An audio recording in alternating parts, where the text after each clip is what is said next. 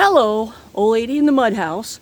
Well, my 9-year-old grandson has been helping me with getting better videos. So, he's going to be teaching me this afternoon on this new editing program. So hopefully this will work. In the meantime, I have an oops that happened when I was putting, or somebody was putting, straw insulation in the house. So now I'm putting on the clay on the outside, which is a barrier from the wind. Everything is dry, all the greenery is dead, so I'm ready to put on the clay. Alright, so this is what I got. This insulation is really firm. I can tap on that and it's really firm. Then we switched to a different bale of hay and it didn't pack quite as nicely, but it's still pretty firm. I got a few little holes that are going to be small enough I can just put clay in, so I'm not worried about that. But the wrens have been helping me unpack the straw. The wrens.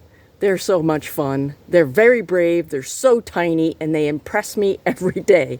So they're pulling apart some of the little straw it's not packed well and making a nice little cubby hole for them to stay warm in. I gotta stop that before winter shows up. Okay, this is what I got.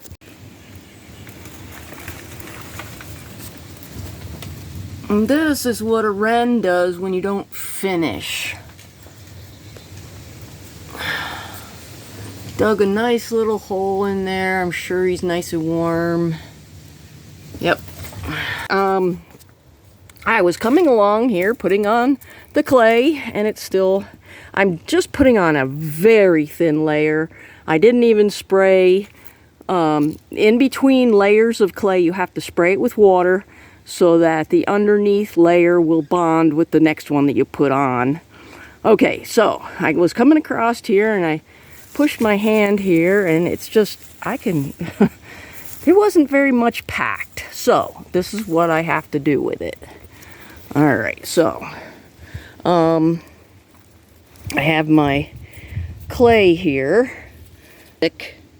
I wouldn't even call it a gravy. It's a pudding. It's pretty good. So what I'm going to do is I'm going to take some straw, and I suggest doing this with a pair of gloves because you can get splinters off of this. So anyway, I'm just demonstrating here. Alright, so I'm going to mix some of this real soupy clay in this straw, and I'll be using this to patch any other hole. So I'm going to get it nice and covered. This is a whole lot more clay than you would normally do for insulation. So it's all sticking together good, really, right there. So I'm going to take, oh, some of this is not sticky enough. Let's put a little more on there. Get all the little pieces. I'm making a ball out of it, kind of. Okay. So this is what I'm going to do. I take this, and obviously I'm going to have to do this on the inside and the outside because this is such a big void. So I'm going to pack this gently and just kind of standing it in here. There's a void behind it, and so I'm not pushing it in. I'm just kind of stacking it here. And I will mix up some more and put some up here. So here we go. Nice gushy clay. Mix up the rest of the straw. I might have to go get more, but you'll get the idea. So, okay, so we got that. And I guess this would be more like what you would make an adobe brick out of. A lot more. So this will hold it all together and just kind of, yeah, I'm going to need some more there. But, okay, once you got this standing up in there, you could leave it, but because I have to push from the other side and fill this other void, I'm going to take just a scrap piece of lumber. I'm going to screw it Can you see that? I'm just going to screw it over top of the patch and just leave it for a few hours. You don't have to leave it for very long. Just so it's flat against the board, I'll push from the inside. If you can't push from the inside, it'll be nice and firm. If you've, got an already interior wall on the other side, that'll work. So, oops.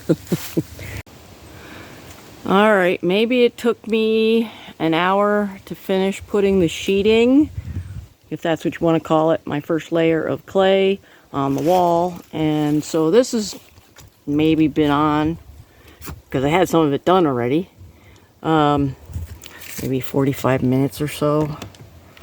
I'll show you what it looks like.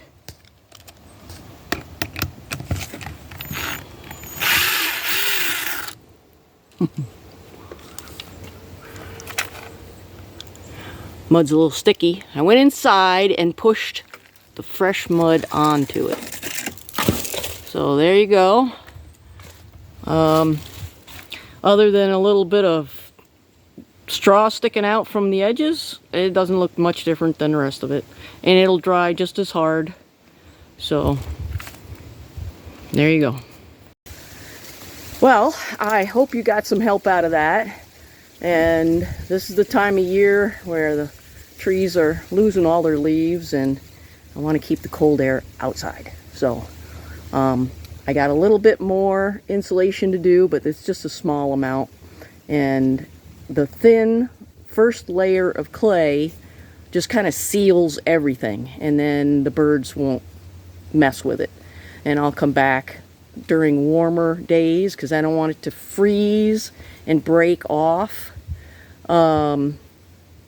I wanted to show you some of the other clay that we had put on here. This is pretty thin. It's not as thin as what I'm putting on over there, but you see the little cracks in it. That's not a problem. And it's pretty firm against the straw in there. It worked it right in.